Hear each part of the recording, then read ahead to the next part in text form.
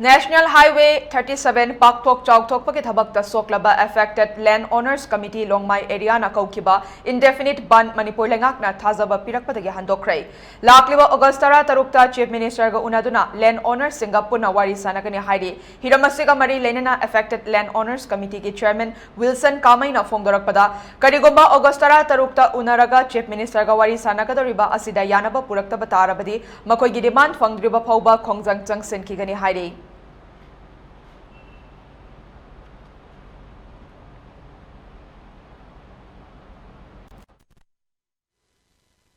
Ekoi affected land owners committee Longmai None district na sathariba National Highway 37 ye ekoi awa ana tariba ekoi gi yum kai amang ata tariba mayam na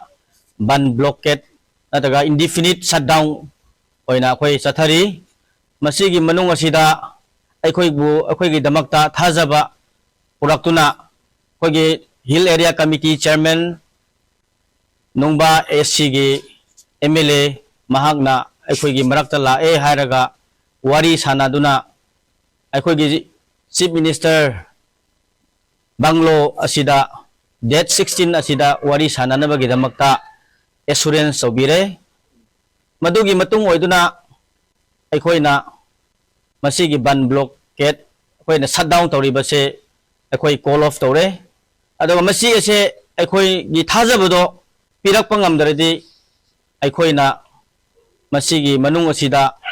aikoina akoi gi chathagadaba yamna aruba akoi gi asetpa homsat ado amaka chathagani